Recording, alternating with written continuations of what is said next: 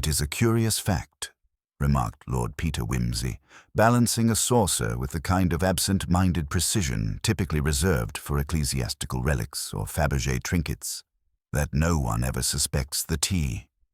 The remark, as it happened, was directed to no one in particular, only the wind, which scudded the brackish mist across the lawns of Titherdown Hall, and the footman, who had long ceased attempting to make conversational responses to his lordship's aperçus. The body had been discovered not an hour before, slumped across a Hepplewhite table, one arm dangling as if offering the spilled contents of her porcelain cup to the embroidered carpet with an apologetic gesture. Miss Honoria Daintree, niece of the late Sir Vernon Daintree, baronet and minor Liberal politician of some disrepute, had expired during what the household had hoped would be a peaceably soporific Thursday tea. She had attended, as always, in her widow's black despite never having married, and she had brought with her, as also usual, a certain chill that set the sugar cubes trembling in their silver pot. Wimsey had not been invited, though this was hardly rare. The invitation to luncheon had been extended to his friend, Chief Inspector Charles Parker, who had been in the area interviewing a vicar about an incident of ecclesiastical forgery, and who had dragged Lord Peter along on the understanding that tea at Titherdown would be ghastly but brief. The tea had been ghastly, but, as it turned out, not at all brief. "She died mid-sentence," murmured Miss Julia Denham, cousin to the deceased, and lately engaged to the family solicitor. She said, "The real difficulty with the modern novel is—" And then she stiffened. It was horrid. "Few things more distressing," mused Wimsey, examining the half-sipped cup, "than literary criticism unfinished." Inspector Parker, kneeling beside the corpse with characteristic Protestant efficiency, offered Wimsey a dry look. "You could try showing some gravity, Peter." "Oh, but I do," said Wimsey, twirling his monocle between thumb and forefinger, like a conjurer who's lost interest in the trick. "I show gravity at all the appropriate social junctures. One weeps for unbaptized infants, for demoted tenors, and for the deaths of gentlewomen over tea, especially when the tea is the culprit. There's no indication of that yet." "Isn't there?" Wimsey tilted his head and gestured vaguely at the cup, the pale froth of Ceylon blend still clinging to the porcelain lip. "Let me hazard a guess. Cyanide, or something less stagey, aconite perhaps. Something botanical and unfashionable." "We won't know until the lab confirms," Parker replied, standing. Wimsey wandered toward the windows and drew back the curtain with the reverence of a man inspecting theatre drapery before curtain rise. "And where sat the others?" "In the usual arrangement," said Miss Denham, who had taken to repeating herself with the breathless desperation of someone hoping to remain useful to the narrative. "Honoria sat beside the fireplace. I was across from her. Mother was there."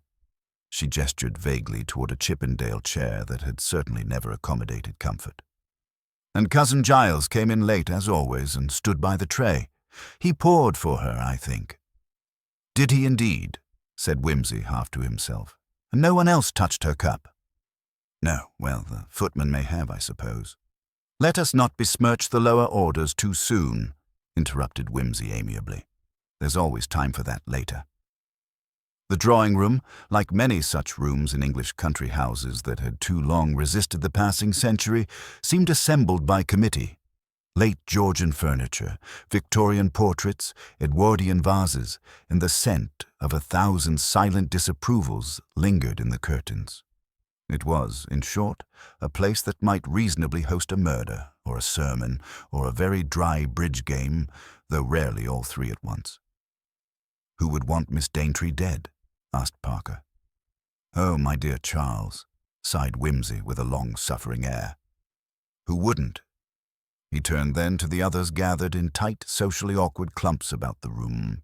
Cousin Giles, tall, lean, and so aggressively moustached, one might suspect he wore it out of obligation rather than fashion. Mrs. Sibylla Denham, a matron with the face of a biblical patriarch and the warmth of a tax inspector, and the unfortunate Julia, wringing her hands and eyeing Whimsy as if he were about to produce a rabbit or a pistol from his impeccably tailored sleeve. "I shall need," Whimsy announced with the air of one summoning a valet rather than initiating an investigation, "a full accounting of who touched which cup, in what order, and when. Preferably without embroidery. Also, a list of allergies, recent quarrels, and any curious remarks about death made in the past fortnight. Oh, and the teapot. Someone fetch me the teapot." "Why?" asked Giles, narrowing his eyes. Whimsy's smile was polite but vaguely carnivorous. "Because, dear fellow, I suspect the teacup was meant for another." And with that, Lord Peter turned back to the window, where the mists of Dorset curled up against the glass like spectral fingers, and the air in the room thickened, not with poison, but with suspicion. The teapot arrived with the dignity of a family heirloom, borne solemnly in on a silver tray by the footman, whose name, so Whimsy had just learned, was Osbert.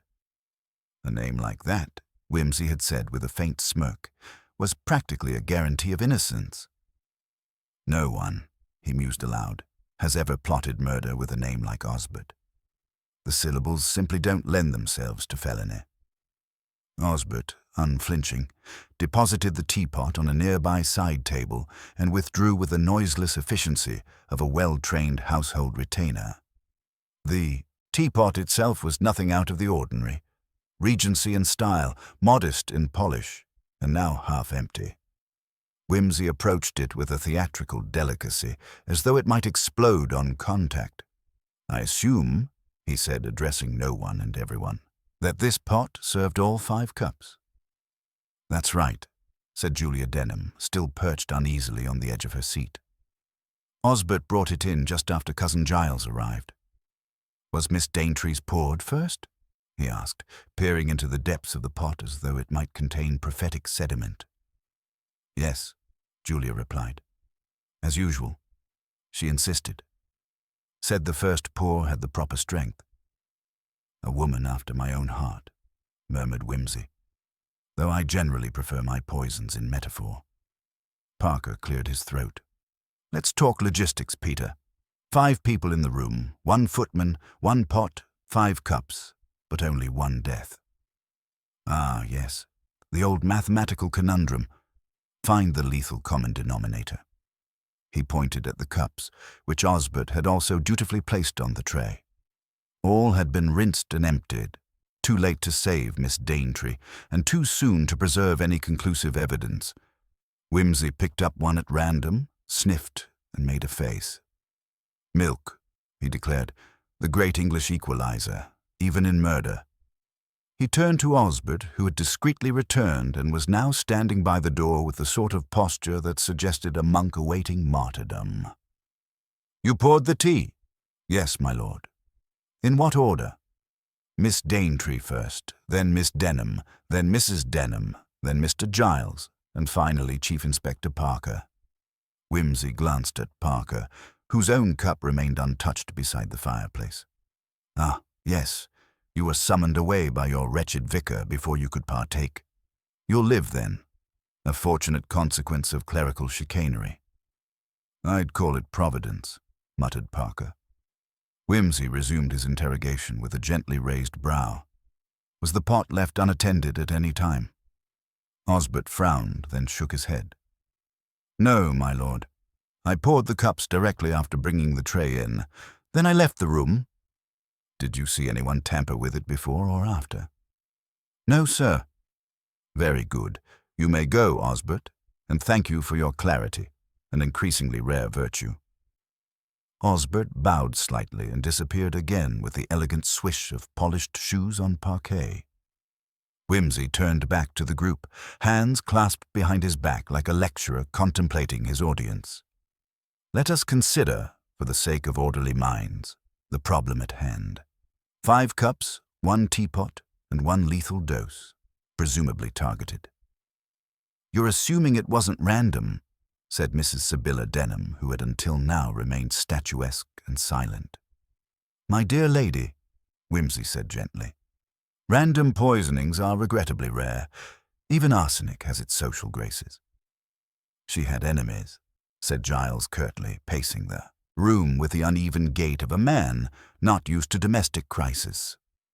Honoria made a career out of alienation. But we mustn't confuse general loathing with motive, said Whimsy. After all, if social unpleasantness were sufficient cause for murder, Parliament would be permanently vacant. Giles shot him a look but said nothing. Parker had retrieved a small notebook and began scribbling. If she was the first poured, then the poison was most likely in the cup itself, not the pot. Unless, said Whimsy, seizing the thought, someone knew the order of pouring and dosed accordingly. But that introduces risk. What if Osbert had poured differently? What if someone refused tea altogether? It was always the same, Julia offered quietly. She'd made a fuss once when Osbert poured her cup last. Said the tannins had dissipated, whatever that means. After that, he made it a rule to serve her first. Whimsy smiled faintly. Then our hypothetical poisoner had a precedent to rely upon, most thoughtful. Parker looked up. So the real question is, was it meant for her? Exactly, said Whimsy. The teacup may have been destined for another, either through mistake or by design. Let's consider both possibilities. 1. Honoria was the intended victim. 2. Someone else was. In which case the murder failed, albeit spectacularly. He gestured to the cups. Do any of you recall which was yours? Julia nodded, as did her mother. Giles, however, frowned. I don't, actually, he admitted. I was rather flustered. I came in late and only noticed the tray as I reached the hearth. I took the nearest one. And which one was that? Giles thought for a moment. Far left? That would have been Miss Denham's, Parker noted, consulting his sketch of the room's layout. So if the cups were arranged in poor order, Whimsy murmured, and Giles took the leftmost, then Miss Denham's cup was displaced. Who, then, drank the one poured for Honoria? I did, said Julia slowly. Osbert handed me mine, but I was distracted. Mother was adjusting the cushions. I set mine down. Then Honoria barked at me for holding up the sugar, and I picked up the one closest to me. I assumed it was mine. Whimsy turned slowly, eyes glittering. And that would have been the first one poured, she said, paling. Honoria's. Silence wrapped the room like a damp shawl. Even the fireplace seemed to dim in response. I didn't know, Julia whispered. I didn't realize. We always switched seats. There wasn't a set place. You must have taken the poisoned cup by accident, said Whimsy, which raises a rather ghoulish corollary. Someone here may have tried to kill you. Julia swayed slightly. Her mother steadied her with a hand like iron. But why? She asked. No one would. Wouldn't they? Murmured Whimsy. The sweet-natured cousin, engaged to the family solicitor, poised to inherit a modest trust now that Honoria is gone. Envy, my dear Miss Denham, is a seed that germinates in drawing-rooms and letters of intent. Or perhaps you stumbled into something best left unstumbled. She had a letter, Julia said suddenly. Honoria. Just yesterday. She wouldn't say from whom. She tore it up after reading it. Burned it, actually. Whimsy's eyes lit up with the kind of interest usually reserved for rare manuscripts or double ciphers. Did she seem distressed? She seemed triumphant and rather cruel about it. Interesting, very interesting. Parker looked up. Do we know her solicitor? Julia nodded. Mr. Hobson, from Purley-on-Sea. He's been with the family for years. Then we'll need to speak with him, said Parker, and have the lab look at those teacups, even rinsed. There may still be traces. But meanwhile, said Whimsy, reaching for his gloves with the air of a man preparing for light rain and heavy deception, I should like to examine the drawing-room more thoroughly. Poison is often a last-minute addition, and one rarely poisons without precautions. If someone intended Julia to die, only for Honoria to do so instead, then the real killer may now be rather annoyed. He paused at the door. And there is nothing, he added lightly, so dangerous as a murderer with a thwarted plan. The mists outside had grown thicker, curling like secrets between the trees. Inside, the fire crackled, soft, intermittent, and disturbingly like a laugh. Whimsy lingered a moment in the drawing room after the others had left to consult with Parker about the next steps. His eyes, ever so keen, drifted across the room's muted elegance, the heavy damask curtains, the ornate mantelpiece, and the faint, lingering aroma of the tea party's aftermath. His fingers absently traced the carved edge of a side table as he contemplated the subtle choreography that had unfolded here earlier in the day. The geometry of the seating, the precise placement of the cups and the pot, the manner in which Osbert had poured and arranged the tea. It all bore a significance more profound than casual appearances suggested. There was an order, a rhythm, and Whimsy was determined to uncover the hidden discord within it. He heard footsteps in the corridor and turned to see Julia return, her face pale but determined. "Lord Peter," she said hesitantly, "I thought you might still be here." "I was merely pondering the enigma of misplaced teacups and misplaced intentions, Miss Denham. It seems you have inadvertently become the keystone of this mystery." Julia swallowed. "I don't understand. Why would anyone want to harm me?" Whimsy smiled faintly, his gaze both piercing and gentle. "Ah, but motives are seldom simple, and oftentimes not even the victim understands them. May I ask, have you noticed anything unusual in the days before the tragedy?" She nodded slowly, glancing towards the window as if expecting the shadows to spring forth with revelations. Honoria was restless, more so than usual. She received several letters. Some came by post, others hand-delivered. She was secretive about them.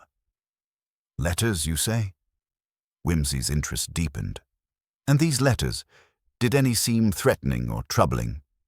"More like challenging," Julia replied, voice dropping.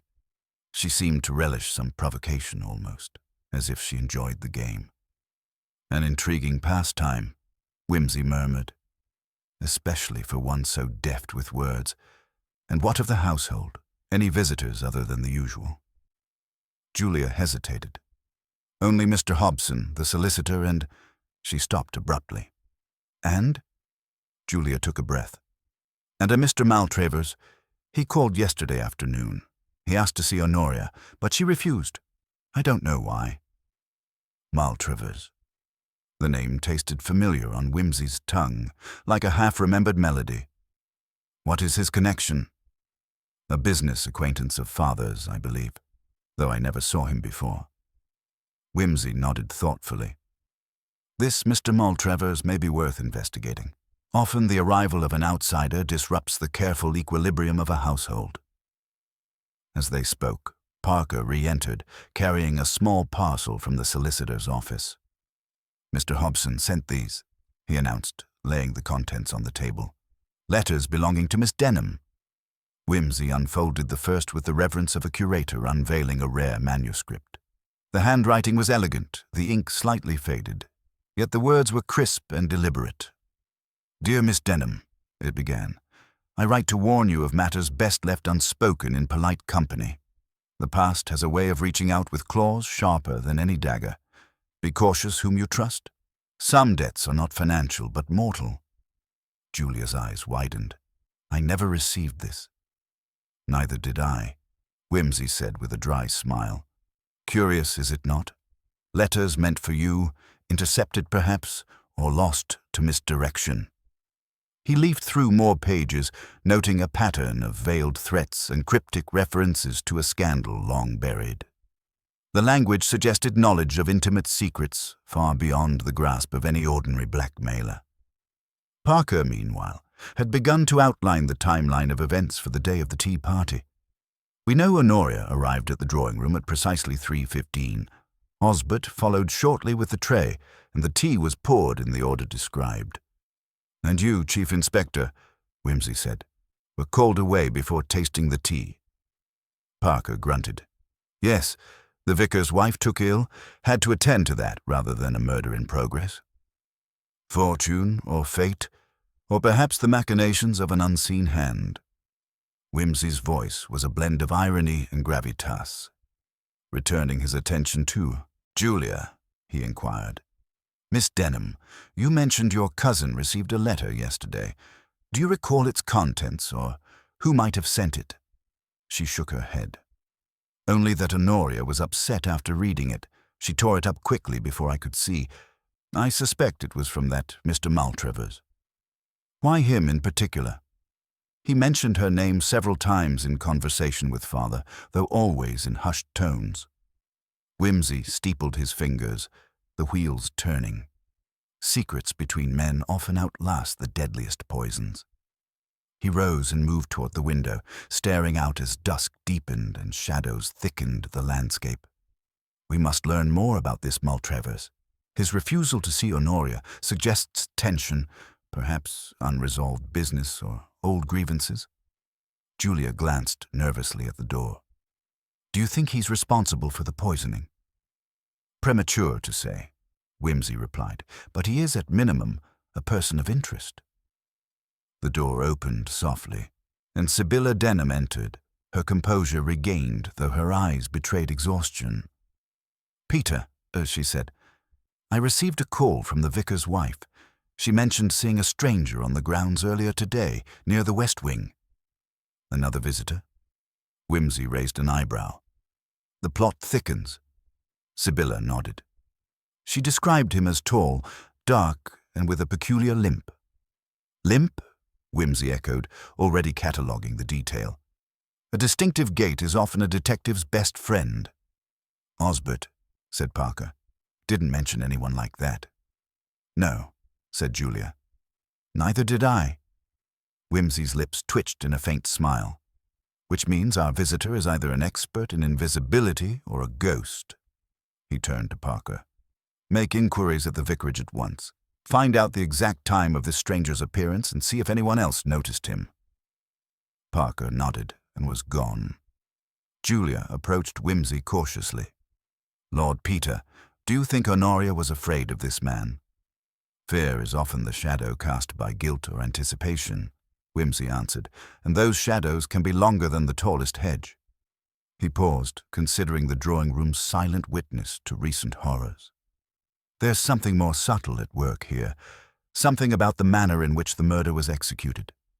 It is not merely the poison or the victim, but the very orchestration of the event that points to a mind both calculating and, dare I say, theatrical."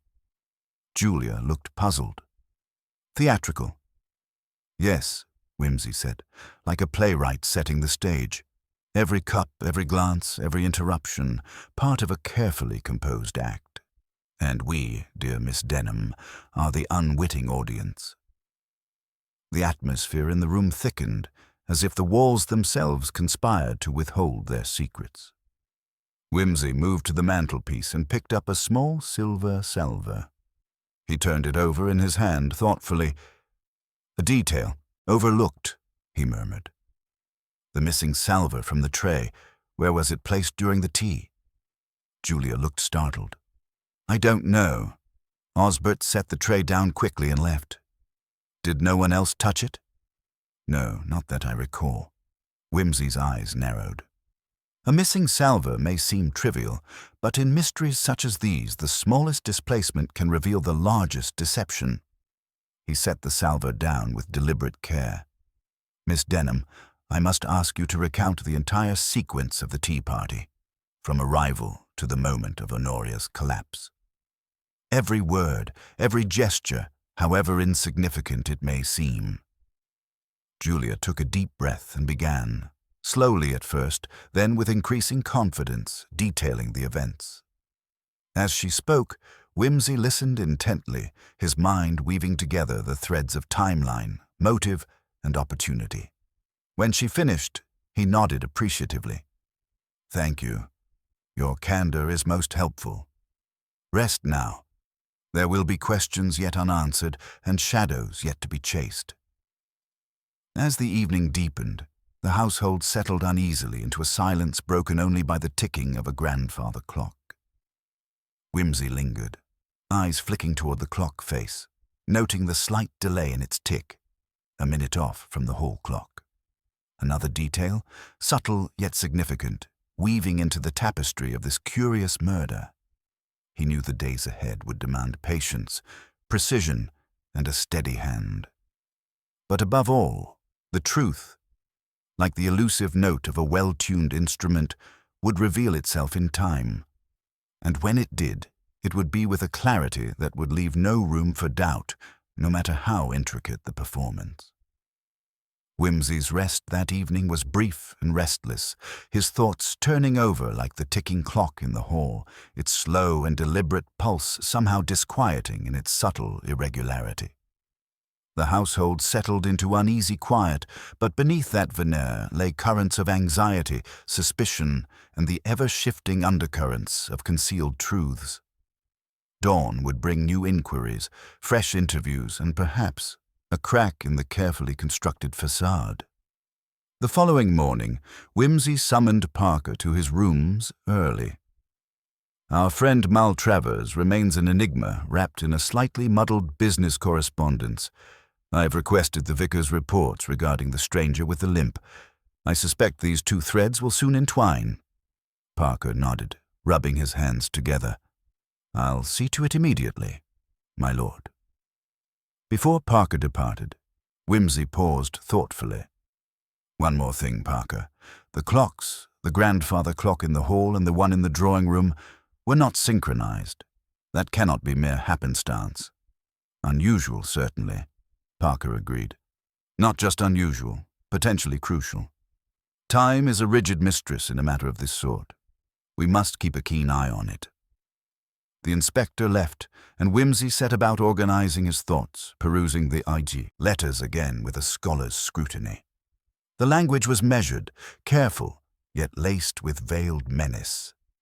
Whoever wrote them possessed an intimate knowledge of the household's history and its vulnerabilities. Later that morning, the vicar arrived, bearing news. Good day, Lord Peter. The woman at the vicarage who saw the stranger described him as you heard, tall, dark, with a pronounced limp. She recalls him lingering near the west wing around 2:50 p.m., well before the tea party began. Whimsy's eyes gleamed. And the visitor's purpose? Unknown. No one from our parish recognizes him, and he departed before the murder occurred. Did the vicar's wife notice anything else peculiar? Any identifying marks or mannerisms? She said he carried a leather satchel, but nothing further. She found his presence unsettling, though she could not say why. Unsettling. An apt adjective for most murderers.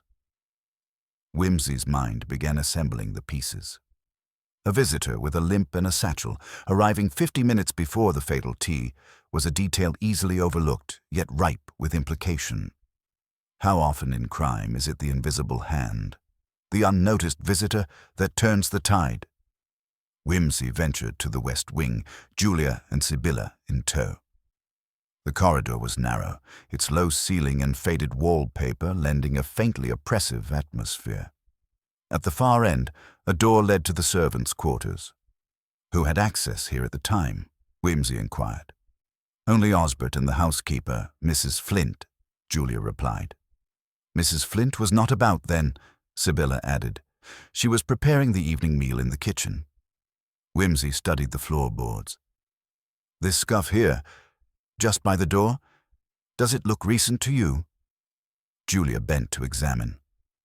It is slightly lighter than the surrounding area. Indeed. Someone came and went hurriedly. But why? Before they could speculate further, Parker arrived with new information. Maltravers has a history, Lord Peter, not just business, but something rather less savory. Bankruptcy, threats of litigation, and a recent dispute over a parcel of land the Denhams once owned. Sibylla paled. That land was sold years ago. Father was quite proud of preserving the family estate. Whimsy nodded. Motives often lie buried in the soil of old grudges. Did Maltravers ever visit here before? Not that we can trace, but his letters grew increasingly acrimonious, hinting at desperate measures. And desperate measures often culminate in poison. Whimsy's eyes drifted toward the drawing-room window, where the afternoon sun cast long shadows. "Miss Denham, how well did you know this Maltravers?" "Only by name. Father dealt with him directly." "Was your cousin Honoria ever frightened of him?" Julia hesitated. "I don't think she was afraid. More annoyed. She often dismissed his letters with a sarcastic smile. A dangerous gambit. Dismissal can provoke rather than deter." That afternoon, Whimsy requested to see Osbert. The young butler entered promptly, face pale but composed. "Osbert, I need to ask you about the tea party and the arrangements surrounding it. Tell me about the salver that was missing." Osbert swallowed. "The silver salver, my lord. It was a family heirloom. I placed it on the sideboard before bringing in the tea." "And afterward?" I cannot recall exactly. I might have set it aside in the dining room. I was distracted." "Distracted by what, Osbert?" "By a noise. Down the corridor near the west wing. I thought I heard voices." "Voices?" "Yes, my lord, low and urgent. I did not approach." Whimsy's eyebrows arched. "Did you see who it was?" "No, sir. I was uneasy and returned quickly to the drawing-room." "Good. Thank you, Osbert. You may go." Once Osbert had left, Whimsy turned to Julia and Sibylla. "Voices in the west wing around the time the stranger was seen. The missing salver perhaps concealed a message or evidence. The stage is set for subterfuge." Later that day, Whimsy arranged a meeting with Mr. Hobson, the solicitor. The small, tidy office smelled of leather and dust, and Hobson himself appeared nervous beneath his well-pressed suit. "Lord Peter, I gather you are pursuing an unusual line of inquiry." "Indeed, Mr. Hobson. This Maltravers character, what can you tell me of his dealings with the Denhams?" Hobson cleared his throat. "It was about the land. Maltravers claimed there was an unresolved agreement, something that would return the estate to him upon a certain condition." "Unresolved or concealed?" Hobson hesitated. "The documentation is murky.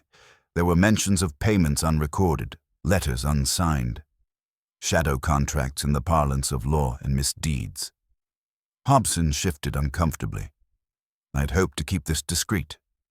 Discretion is a luxury seldom afforded in murder investigations." Returning to the house, Whimsy requested to see the letters once more.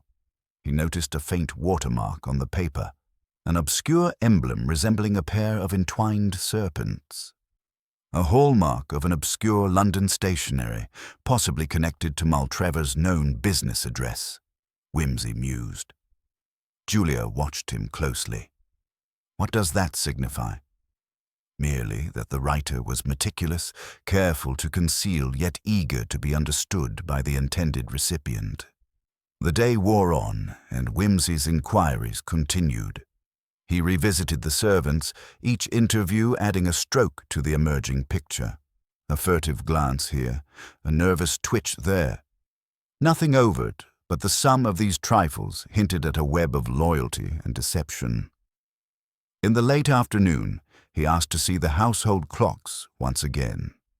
The drawing-room clock, as noted, was a minute slow compared to the hall clock, which itself lagged behind the kitchen clock by 2 minutes. "Curious," Whimsy muttered. "Why would these be deliberately unsynchronized?" Julia shrugged. "We never thought it odd. But time is the most unforgiving witness. Discrepancies in its measure can create alibis and confound investigations." He made a note to question the clockmaker if any had serviced these recently. As twilight deepened, Whimsy retired to his chambers to review his notes. The pieces lay scattered, letters laced with menace, a mysterious visitor with a limp, missing items, and conflicting timelines. Most puzzling was the absence of an obvious suspect. Maltravers was distant and unseen, the servants nervous but loyal, the family guarded yet unsettled. Whimsy's thoughts lingered on the missing salver and the voices Osbert heard. Who met in the shadows? What secret was carried in whispered tones? He rose and paced, the soft tap of his slippers against the floor echoing in the quiet. "Theatre, my dear," he whispered, "and we are but players, each with a part to conceal or reveal."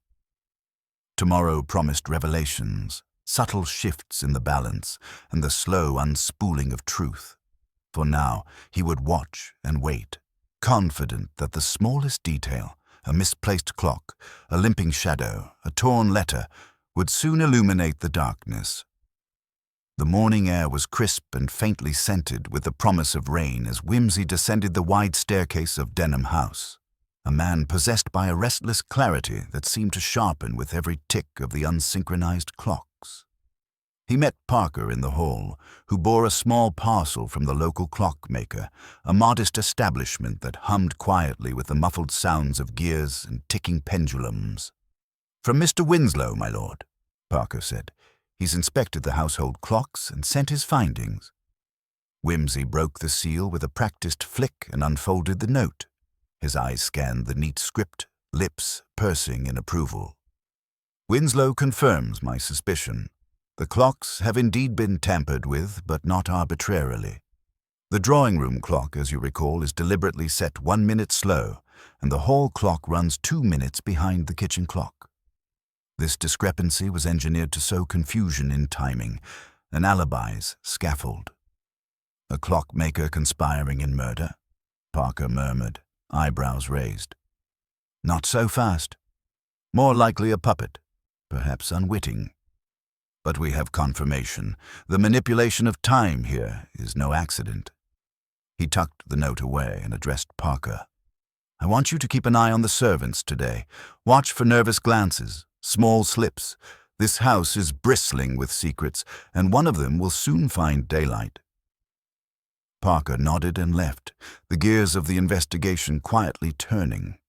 Whimsy's next interview was with the cook, Mrs. Osgood, a formidable woman with hands as capable of wielding knives as they were of dispensing the sharpest tongues in the kitchen. She regarded Whimsy with a measured stare, lips pursed as though weighing whether to permit the intrusion into her domain. "Mrs. Osgood," Whimsy began, "I gather the tea-party preparations were unremarkable." She snorted softly. "Unremarkable, sir. There's never anything unremarkable about Denham House, not since the scandal of 19. But as for yesterday, the usual bustle, though I did notice Osbert acting skittish, more so than usual." "Skittish? How so?" "He was jumping at shadows, kept glancing down the corridor to the west wing like he was expecting the devil himself to appear."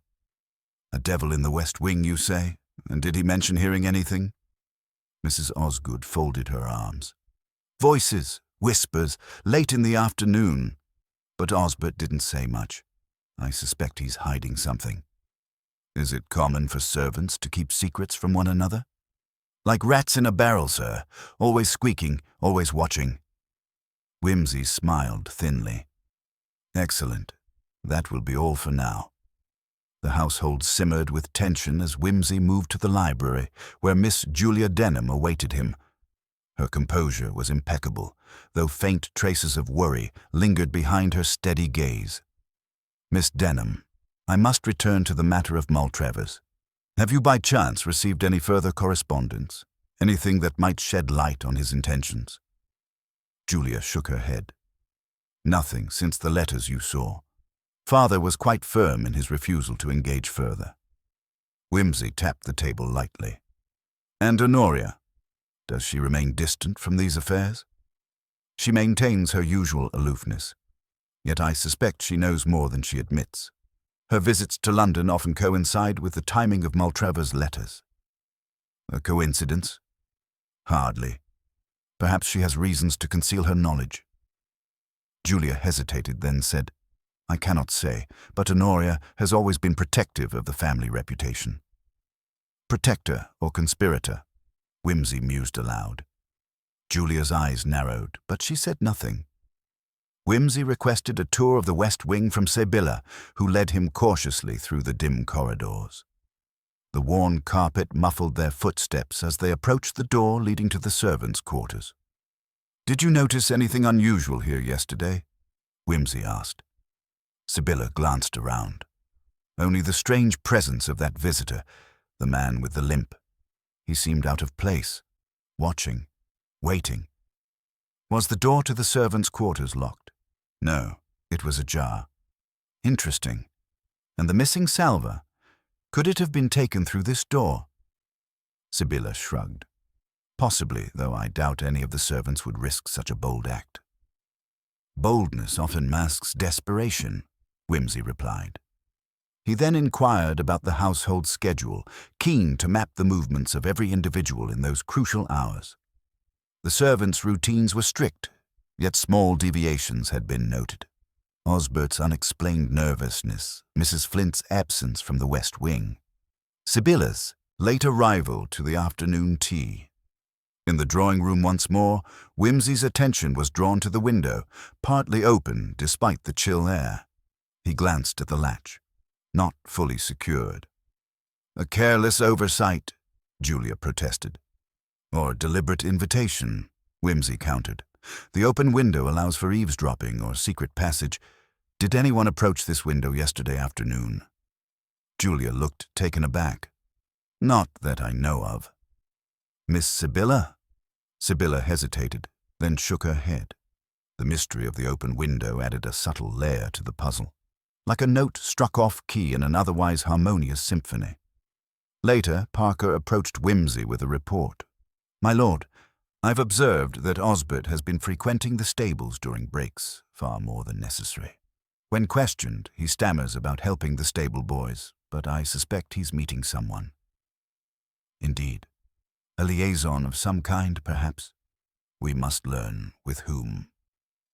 That evening, Whimsy asked Parker to accompany him on a discreet stroll through the grounds. Beneath the shadowed eaves of ancient oaks, the detective's gaze scanned the landscape, considering vantage points and hidden passages. "The stranger with the limp," Whimsy said softly. "Could he have used these paths to move unseen?" "Possible, my lord." "And the mysterious satchel? Might it contain more than mere papers?"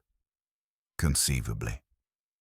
As they returned to the house, Whimsy's mind circled back to the letters and the hidden emblem upon the stationery, the entwined serpents. "Parker, make inquiries at the London stationers. I want to know who purchased this paper and for what purpose." "Consider it done." In the quiet of his chambers, Whimsy unfurled the letters once again, reading with renewed intensity. Each phrase seemed charged with a double meaning, every word carefully selected to convey menace beneath civility. The letters spoke of debts unpaid and promises broken, of warnings and veiled threats. Yet the language remained formal, almost courteous, a distinction not lost on Whimsy. "Who writes in such a manner?" he murmured. "A man who wishes to assert power without losing face. A man who respects protocol even as he plots destruction." The day's investigations had yielded no straightforward answers, but the weave of contradictions, half-truths, and subtle gestures began to form a tapestry of intent. The missing salver, the tampered clocks, the open window, all threads that, when drawn together, would reveal the pattern hidden beneath the surface. As night fell, Whimsy settled with a book of Shakespeare, his cigar smoke curling in the lamplight. A quotation from Hamlet caught his eye, and he smiled wryly. "There are more things in heaven and earth, Horatio, than are dreamt of in your philosophy," he murmured. "But I dare say I shall find a dream or two worth waking for." The game was afoot, and Lord Peter Whimsy's mind was already several moves ahead, poised to outwit the shadows lurking within Denham House.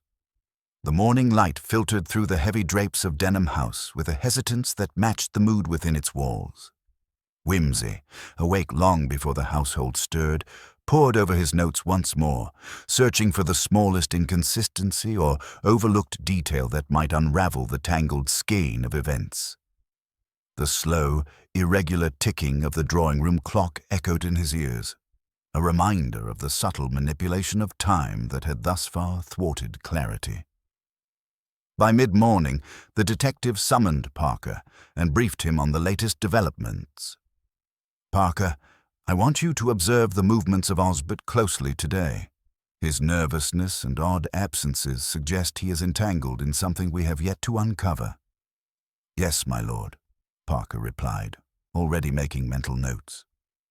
Whimsy then requested to see Miss Julia Denham once more. She appeared in the drawing-room with the same composed grace, yet there was a faint shadow beneath her eyes, as if the weight of recent events had pressed heavily upon her. "Miss Denham," Whimsy began gently, "we must consider every possible connection. Tell me about Honoria's last visit to London." Julia hesitated. "It was a fortnight ago. She claimed it was for social engagements, but she was unusually secretive about her activities."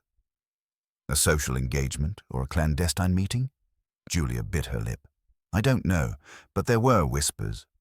At least, that is what the servants say, that she met with a man of some importance, though they could not say who." Whimsy leaned forward. The servants are often more observant than one might expect. "Did anyone see this man? Did he leave any trace?"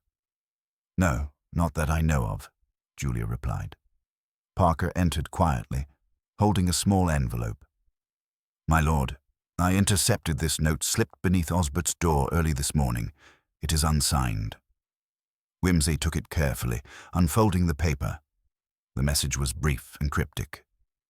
"Meet me at the stables at dusk. Come alone." "The plot thickens," Whimsy murmured. "Osbert appears to be playing a dangerous game." That afternoon, the detective requested an audience with Osbert. The young butler arrived, visibly pale, his hands trembling slightly. "Osbert," Whimsy began, "I have seen the note. You must tell me who sent it." Osbert swallowed hard. "My lord, I cannot say.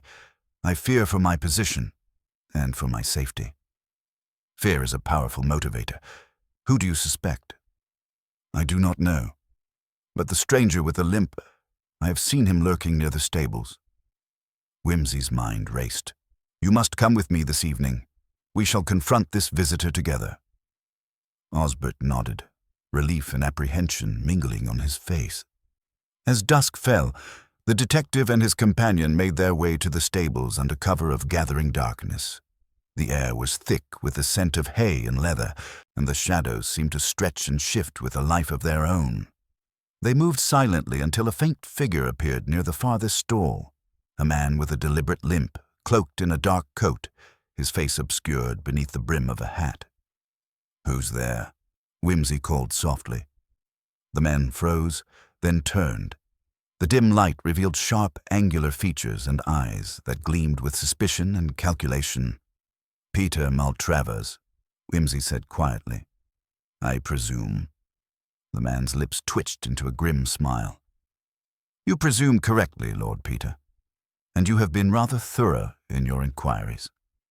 Maltravers stepped closer, the limp pronounced in the uneven cadence of his step. "I have no desire for further conflict," Whimsy continued, "but I must understand your presence here. Why have you menaced the Denham family with your letters and threats?" Maltravers' eyes darkened.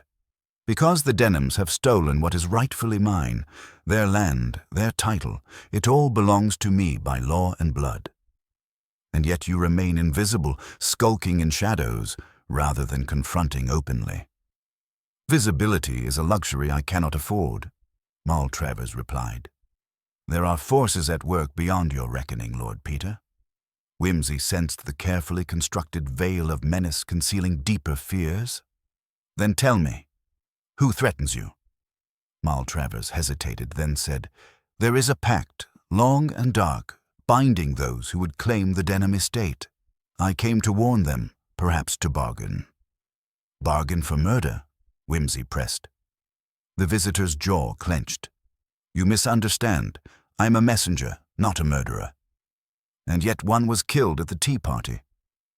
Maltravers' eyes flickered toward the house. "The truth is hidden within Denham's own walls." Before Whimsy could press further, a sudden noise startled them, a footfall on gravel, swift and deliberate. Parker emerged from the shadows, revolver drawn. "Hold it, Maltravers. You're coming with us." Maltravers raised his hands slowly, then glanced toward Osbert, who had just appeared at the stable door. "It seems, Lord Peter, your web is closing," Maltravers said with a resigned smile. Back in the house, Maltravers was confronted with the collected family and staff. His demeanor was icy, unrepentant. "Mr. Maltravers," Whimsy said calmly, "your letters spoke of debt and retribution. Did you intend to frighten or to force a confession?" Maltravers' voice was low and steady. "Both. I sought to recover what was lost. The missing salver contained proof, documents I could use. I came to retrieve it." Whimsy's gaze swept the room. "And the poison that felled Mr. Denham?" Maltravers shrugged. "Not my hand. I had no wish to kill, only to scare." The silence was thick, tension palpable. Suddenly, Julia stepped forward, her voice trembling but firm. "You're mistaken, Maltravers. The salver was taken by someone else, someone within these walls." Whimsy nodded slowly. "Miss Denham is correct. The game has more players than we anticipated." He turned to Osbert. "You found the salver. Tell us where it is." Osbert swallowed, then confessed. "I hid it in the servants' quarters. I feared what would happen if it fell into the wrong hands." The salver was retrieved, its underside revealing a concealed compartment. Inside lay a folded parchment, a deed bearing the Denham family seal and annotations in Maltravers' handwriting, indicating the contested land. The room stirred with murmurs. Whimsy held up the parchment. "This document is the key, but not to the murder. Someone here used fear and the threat of lost fortunes to mask a darker purpose." He turned to Parker. "The poison was administered after the time Maltravers arrived here, during the tea party. The question remains, who seized the opportunity?" As the household absorbed this revelation, Whimsy's keen gaze landed on a quiet figure near the hearth. Mrs. Flint, the housekeeper, who met his eyes with an inscrutable expression. "Mrs. Flint, you were absent from the West Wing at a crucial moment," Whimsy observed. "Might you explain why?" Her voice was steady, but faintly strained. "I was attending to the kitchen, Lord Peter. Nothing more. Yet you had access to the servants' quarters and to the ingredients used in the kitchen." "Yes, but I assure you, I had no part in this tragedy." Whimsy's eyes narrowed. "Tell me, Mrs. Flint, did you notice anyone acting unusually yesterday?" She hesitated, then said, "Only Osbert. He seemed torn, as if carrying a burden too heavy." "Burden indeed," Whimsy mused. Osbert's note suggested threats. Who would threaten a young man loyal to his duties? Mrs. Flint glanced away, and for a moment Whimsy thought she might speak, but then she remained silent. The detective allowed the moment to hang before saying, "I believe the truth is close, and that tomorrow's light will expose the shadows still lurking." As night settled over Denham House, the household lay restless, haunted by secrets and the unspoken knowledge that the fatal hour was yet to strike its final note. Whimsy's mind worked steadily, unraveling threads, piecing together the mosaic of betrayal, ambition, and fear, all intertwined within the walls of the ancient estate.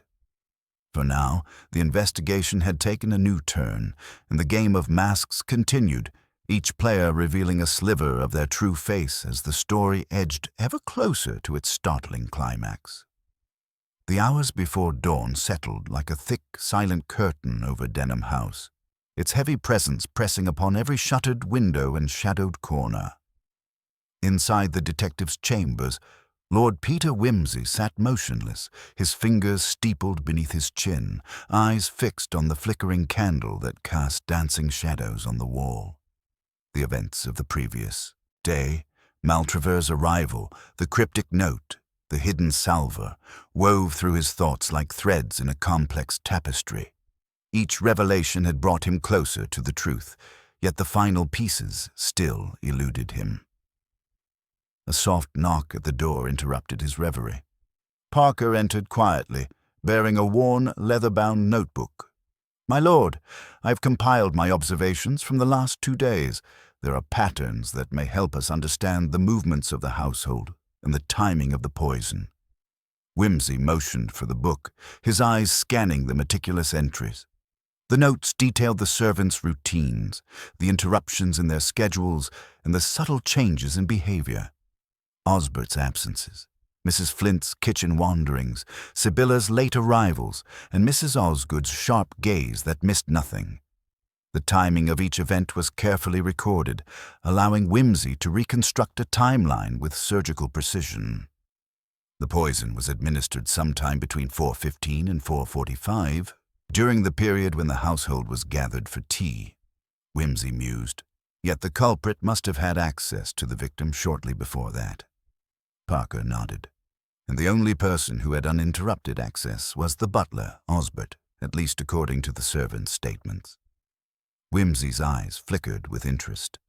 But Osbert's confession about hiding the salver indicates a fearfulness inconsistent with guilt. "Fear can mask many things," Parker said quietly. The detective rose and walked to the window, peering into the gray pre-dawn gloom. The gardens were cloaked in mist, the ancient trees looming like silent sentinels. He turned back, pacing slowly. "We must revisit the testimony of the household staff, one by one. There are contradictions waiting to be uncovered." By mid-morning, the interviews resumed. Mrs. Osgood, summoned once again, was brisk and unyielding. "Mrs. Osgood, you said Osbert was nervous yesterday. Did you notice anything else? Any disagreements or odd encounters?" The cook considered. "Well, there was a quarrel between Osbert and Mrs. Flint over some broken china. Nothing serious, but it revealed tension." "And the nature of the tension?" "Mrs. Flint blamed Osbert for carelessness. Osbert said she was too controlling." Whimsy nodded. "Control, you say? Did Mrs. Flint have a strong influence over the household?" "Very strong. She runs the servants tightly, knows every detail."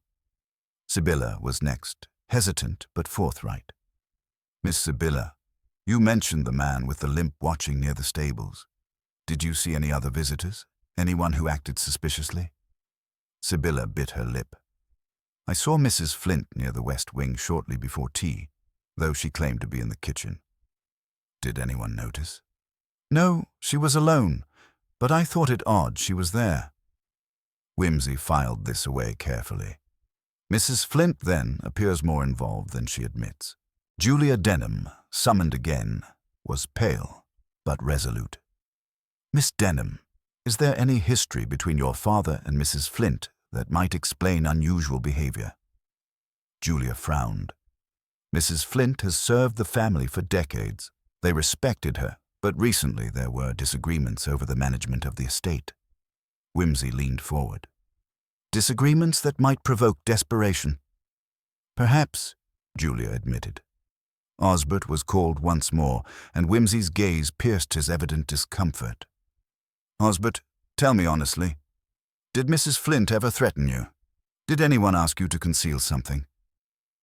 Osbert hesitated, then nodded slowly. "She warned me not to interfere with her affairs." "And did you?" "No, my lord. I tried to do my duty." Whimsy allowed silence to hang before speaking again. "Yet you hid the salver and lied about it. Why?" "To protect the family. I feared the documents inside might cause ruin." The investigation's axis turned sharply as Whimsy summoned Parker to assist in a search of the west wing and servants' quarters. There, hidden behind a loose panel in the kitchen pantry, they uncovered a small vial containing a faint trace of residue, evidence of poison. "Mrs. Flint must have had access here," Whimsy said grimly. "She could have slipped the poison into the tea unnoticed." The discovery was a fulcrum upon which the entire case balanced, yet Whimsy knew accusations alone would not suffice. He needed proof, a confession, or at least a revealing slip. That evening he convened the household in the drawing-room, where the heavy curtains were drawn, and the air was thick with anticipation. "My friends," Wimsey began, "we are all troubled by the recent tragedy, but justice requires truth, not suspicion. I ask each of you to reflect honestly on your actions." He turned to Mrs. Flint, who sat rigid and pale. "Mrs. Flint, the evidence shows you had opportunity and motive. Is there anything you wish to say?" For a long moment she stared ahead, then her voice broke. "I did what I believed was necessary to protect the estate. The documents in the salver threaten to undo everything my family has served this household. And yet your actions caused death," Wimsey said softly. She lowered her eyes. "I never intended that." Suddenly, a sharp knock interrupted the confession. Parker entered, breathless. "My lord, we have new information from London. The stationer confirms that the paper used in Maltravers's letters was purchased by none other than Honoria Denham." A murmur spread through the room. Wimsey's gaze turned toward Julia. "Miss Denham, care to explain?" Julia's face paled. I did not know. Honoria's involvement changes much," Wimsey said slowly. "It suggests the conspiracy runs deeper and that the family's internal fractures are greater than we imagined." The night stretched on with whispered conversations and wary glances, the threads of deceit drawing tighter around Denham House. Wimsey retired once more to his chambers, the flickering candlelight reflecting in his thoughtful eyes. "The truth is a many-faced thing," he murmured, "and in this house all masks will soon fall away." As the first rays of dawn crept over the horizon, the detective prepared for the final phase of the investigation, resolved to unravel the last secrets before the light exposed them all. The morning air at Denham House was crisp and still, the sort that seemed to hold its breath as if awaiting the revelations that the day would bring. Lord Peter Wimsey, his usual composed demeanor sharpened by the weight of recent discoveries, paced the length of the drawing-room, eyes fixed on the muted light filtering through the heavy drapes. The puzzle had grown more intricate with every passing hour, the shifting loyalties, the unveiled secrets of Honoria, the fragile truths behind Mrs. Flint's desperate actions. Yet the final strands that would tie the entire tapestry together still eluded him. The household was subdued, the atmosphere taut with expectation and unspoken fear. The events of the previous evening, the confession, the new evidence about Honoria's paper purchase, the unsettling implication of deeper familial fissures, had unsettled even the most stoic among them. Julia Denham sat near the window, her fingers nervously twisting a handkerchief, while Osbert kept a distant watch by the door, his face pale but determined. Mrs. Flint, now removed from her post, moved silently through the hallways, her expression a mask of quiet resignation. Wimsey summoned Parker to his side. "We must act decisively. The hour has come to uncover what still lurks behind the polite facade of Denham House." Parker nodded, already prepared for whatever lay ahead. Wimsey gathered the family and staff in the drawing-room, where the morning light was steadily growing stronger, illuminating faces drawn tight with tension. He cleared his throat and began deliberately. "Yesterday's discoveries have shown us that no one here is beyond suspicion, and that the threads of this mystery run deeper than any of us dared imagine." He turned toward Julia. "Miss Denham, your sister Honoria's involvement is now undeniable. The paper used in those threatening letters was procured by her, correct?" Julia swallowed, then nodded reluctantly. "Yes, Lord Peter. I only learned of it last night." Wimsey's gaze sharpened. "And yet Honoria has been absent from the house for the better part of this week. Where has she gone?" Before Julia could answer, Osbert spoke quietly from the side. "I have news, my lord. I received word from the London Post this morning. Honoria has been seen at the old inn in Wessex, near the crossroads." Wimsey considered. "Then it is clear she sought to distance herself, but why? Was it guilt, fear, or something else?" A murmur rose among the assembled. Julia's eyes filled with tears. Honoria was desperate. She believed the estate slipping away from her family, and she tried to protect it in her own way. Yet her actions only compounded the tragedy, Wimsey said gravely. Mrs. Flint's poisoning was not a crime of passion, but of calculated desperation to safeguard what she believed was threatened. Mrs. Flint, seated at the edge of the room, nodded faintly, her voice weary. I only wished to protect the Denhams. The salver contained documents that could have undone years of careful stewardship. I thought if I could secure it, I might buy time. Wimsey's eyes searched hers. But what of the murder itself? The timing, the administration of poison. It was precise, deliberate. Someone else had to be involved, or at least complicit. The room fell silent. Osbert stepped forward, his voice steady. My lord, there is one more thing. I found a hidden letter in Honoria's room, a confession, or perhaps a warning. Wimsey took the letter, unfolding the brittle paper with care. The words scrawled within were hurried but clear, expressing fear for the family's future, a warning of a traitor within, and a plea for forgiveness. The signature was unmistakable. Honoria Denham. This confirms Honoria's knowledge of the deeper conspiracy, Wimsey said slowly, but it also points us toward another player, one who has not yet stepped into the light. He looked toward Mrs. Osgood, who sat stiffly in her chair, her hands clasped tightly. Mrs. Osgood, you have been silent, but your role in the household is crucial. Is there something you have withheld? Mrs. Osgood's eyes flickered with a mixture of guilt and resolve. There are things I have not said. I was instructed to keep certain secrets, to watch for specific visitors, and to ensure they left unnoticed. Who instructed you? Wimsey pressed. I cannot say, she whispered. Only that the orders came through trusted channels, and that loyalty to the Denhams demanded silence. Wimsey's mind raced, connecting the dots. Orders that may have come from within the family itself, or from one who sought to control it. Parker stepped forward. My lord, I have also uncovered evidence that some payments were made recently to a mysterious individual, an outsider with ties to the estate's management. Wimsey nodded gravely. We must confront these shadows directly. He turned to Julia. You must write to Honoria. She needs to return so that all may be laid bare. There is no room for secrets if justice is to be served. Julia nodded, steeling herself.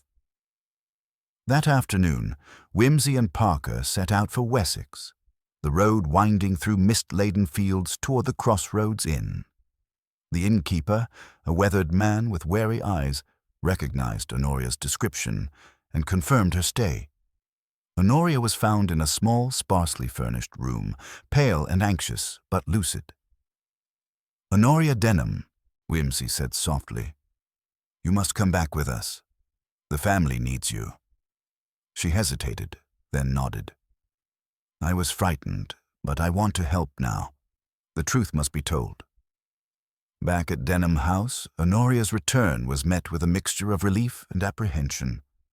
She recounted the deeper grievances that had divided the family, disputes over the estate's management, fears of losing their ancestral lands, and the desperate measures taken by those who felt marginalized.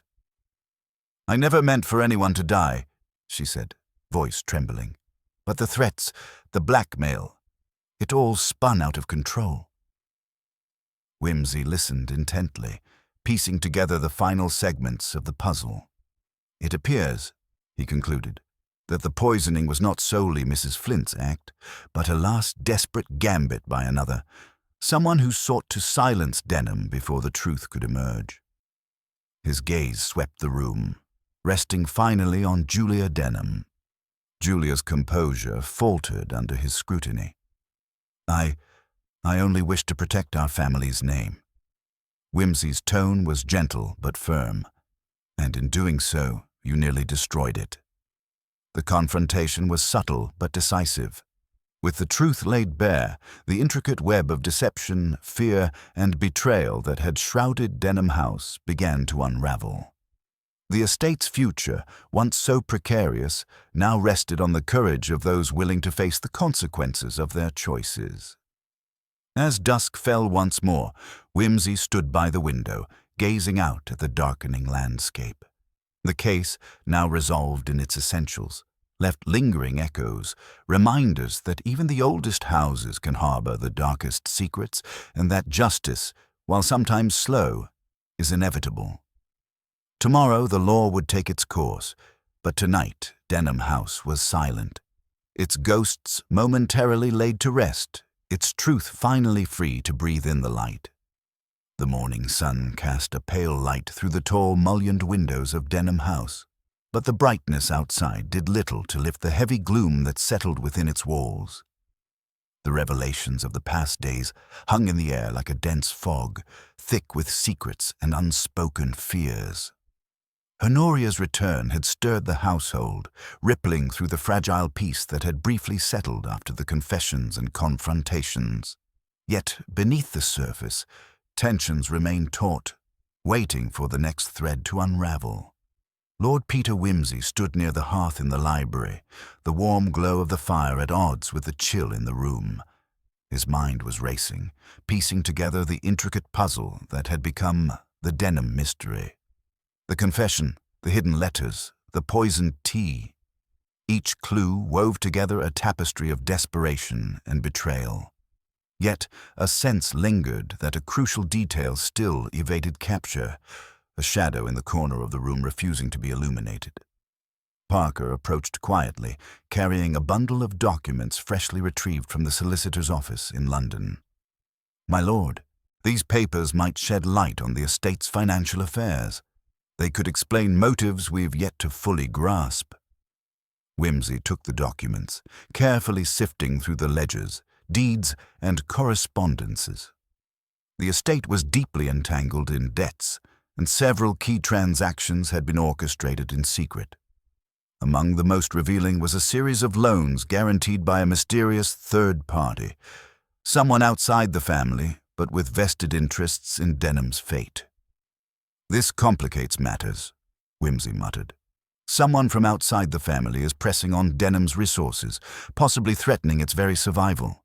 It may explain the urgency behind Honoria's actions and the desperation that led Mrs. Flint to poison." Before Parker could respond, a sharp rap echoed from the front door. The butler, Osbert, appeared, looking strained but determined. "My lord, a visitor has arrived. A gentleman requesting a private word with you. He claims to have urgent information regarding the Denham estate." Intrigued, Wimsey nodded. "Show him in." The visitor was a middle-aged man with a weary face and wary eyes, introducing himself as Mr. Hargreaves, a land agent with connections to the estate's creditors. "Lord Peter," he began gravely, "the debts you've uncovered are only part of a larger scheme. There's been an attempt to acquire Denham by force, through financial pressure and manipulation. Several of the creditors are fronts for a consortium intent on seizing control." Wimsey's eyes narrowed. "And who stands behind this consortium?" "An industrialist named Carrington, with ambitions to expand his holdings in the county. Denham stands in his way." The pieces fell into place. Carrington's pressure explained the secrecy, the letters, and the escalating tensions within the household. "Why come to me now?" Wimsey asked. "Because the consortium has employed underhanded tactics, intimidation, bribery, and possibly sabotage. I fear this estate is at the center of a dangerous game." Wimsey's gaze sharpened. "And you believe this game has cost a life?" Hargreaves nodded solemnly. "I do." After the visitor left, Wimsey shared the information with Julia and Honoria. The sisters absorbed the news with mixed expressions, fear, anger, and reluctant resolve. "Then it's clear," Wimsey said, "that the murder was not merely a desperate act within the household, but a ripple in a broader struggle for power." The day grew late as Wimsey and Parker devised a plan to protect Denham.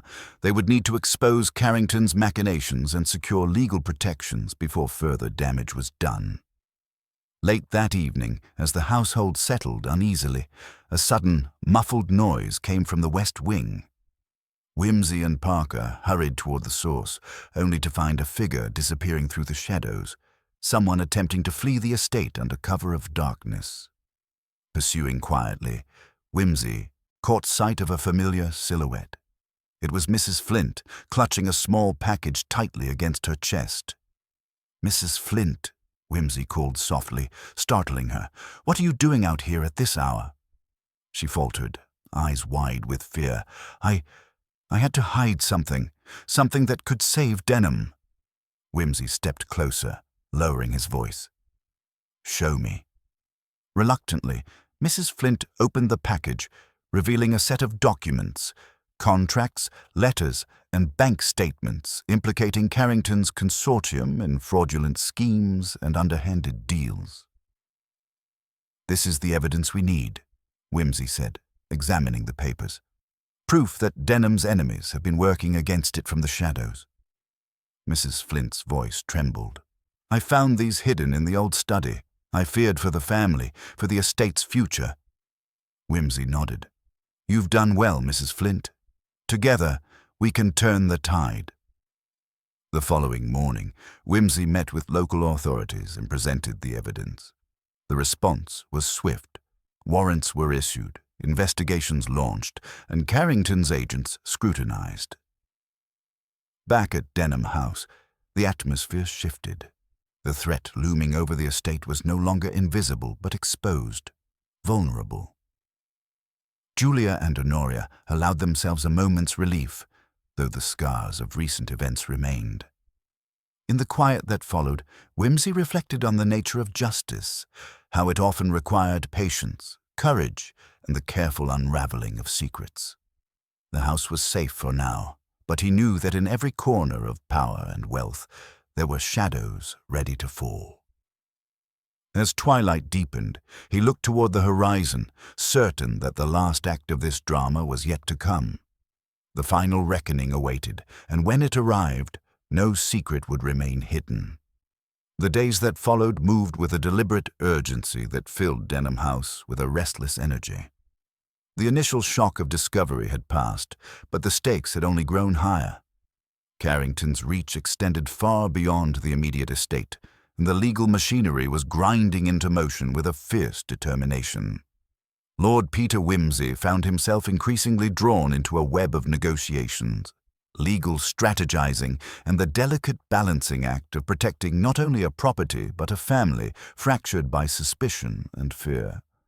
The evidence Mrs. Flint had revealed was damning, a meticulously documented ledger of deceit that implicated Carrington's consortium in fraudulent dealings and financial subterfuge. Yet despite the mounting proof, the industrialist remained a shadowy figure, his agents operating through intermediaries and veiled threats. Each step forward in the investigation revealed another layer of intrigue. Payments funneled through obscure accounts, forged documents, and a network of loyalists embedded in local institutions.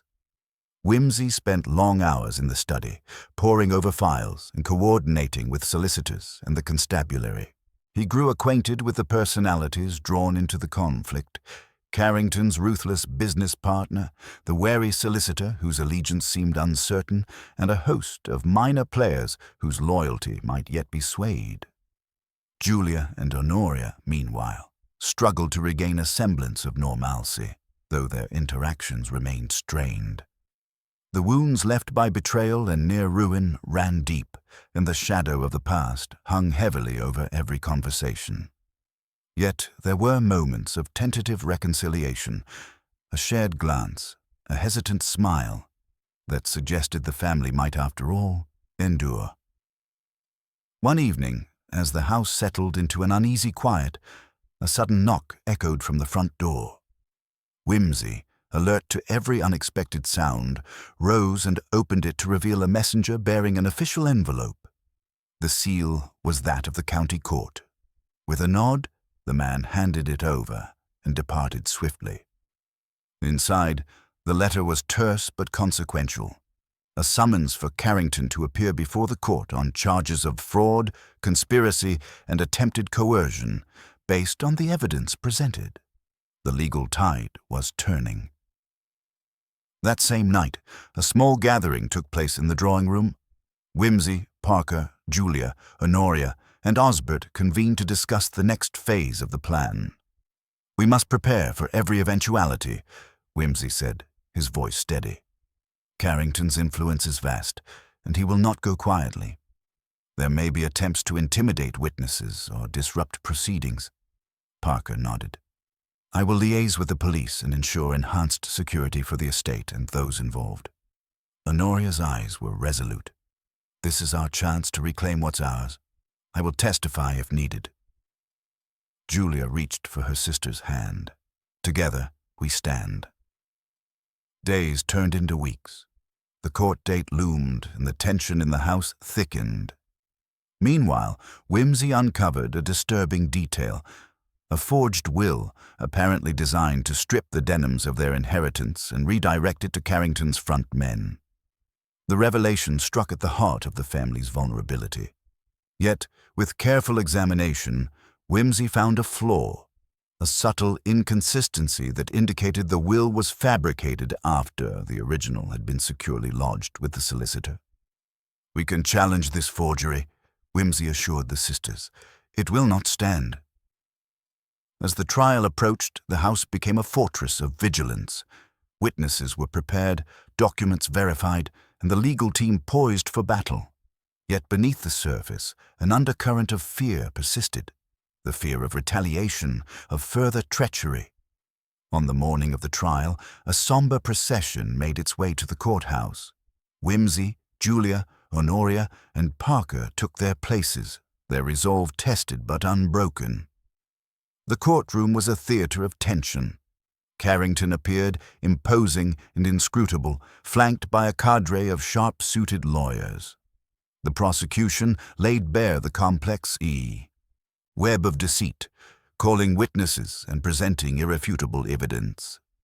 Carrington's defense sought to discredit the witnesses, casting doubt on the provenance of the documents and the motives of the Denham family. Yet, as the trial progressed, a surprising turn of events unfolded.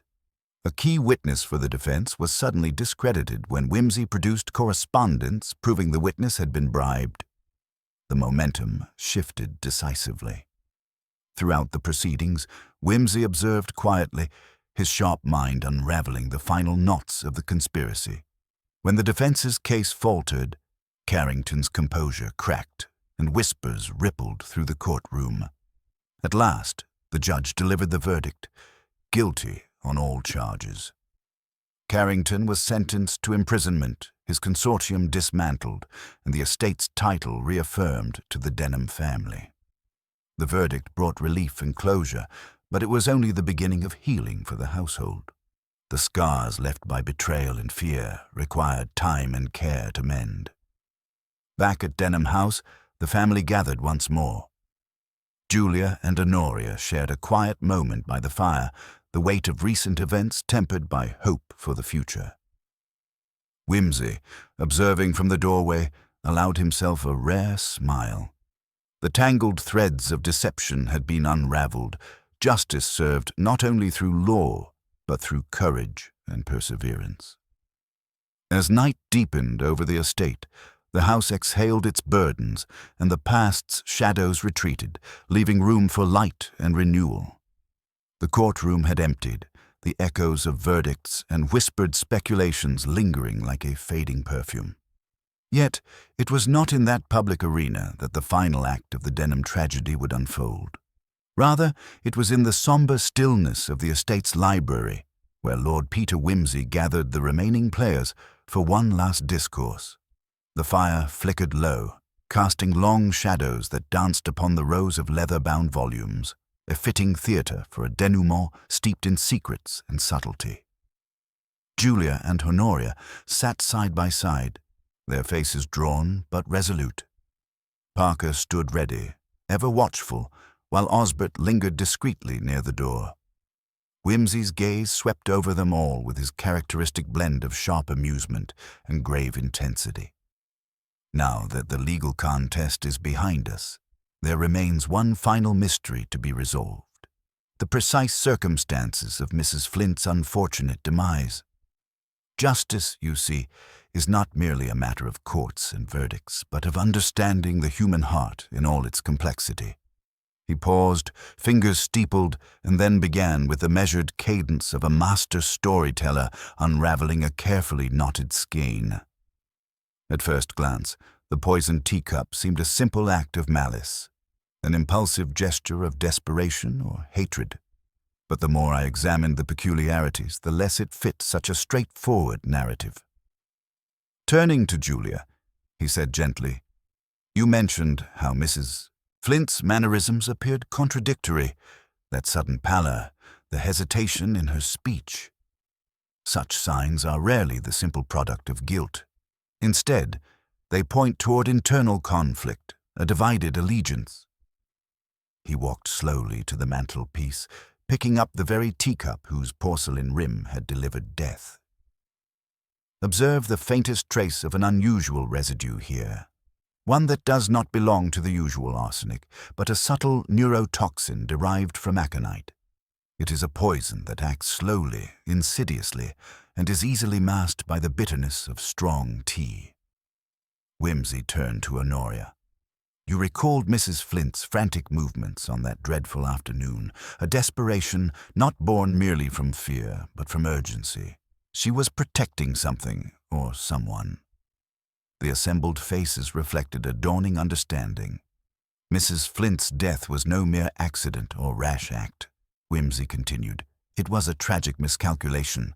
She sought to shield Julia from harm, not to kill her, but to incapacitate an aggressor, an unseen threat lurking within the household." The room fell silent. "You see," Whimsy said, "the true architect of this poison was not Mrs. Flint herself, but one who exploited her loyalty and fear, a shadow within these walls who manipulated her into a fatal error." His eyes settled on Osbert, the butler, whose face betrayed the faintest twitch of discomfort.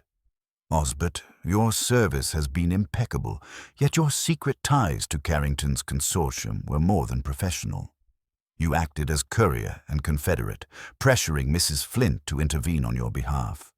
When she hesitated, panic overcame her, and the poison was administered in haste, with unintended consequences." Osbert's defenses crumbled beneath Whimsy's steady gaze. The butler's confession was reluctant but complete, revealing a man torn between duty and desperation, caught in a web of greed and guilt. With the final truth unveiled, the household exhaled, the tension dissipating like morning mist. Julia and Honoria embraced, their ordeal at an end, the estate's future secured not only through legal victory, but through the unmasking of a betrayal that had lurked within their midst. Whimsy, settling into his favorite armchair, lit a cigarette with deliberate care. "One learns, in cases such as these," he mused, "that appearances deceive more often than they reveal. Justice, then, is not merely the punishment of the guilty, but the illumination of truth in all its inconvenient detail." As the evening deepened, the house, once heavy with suspicion and fear, began to breathe anew, its secrets laid bare, its shadows chased away by the light of reason and resolve. And Lord Peter Whimsy, with a wry smile and a final quip about the merits of well-brewed tea over bitter poison, took his leave, his enigmatic presence a lasting reminder that beneath even the most genteel surface, human nature remains deliciously complex and endlessly mysterious.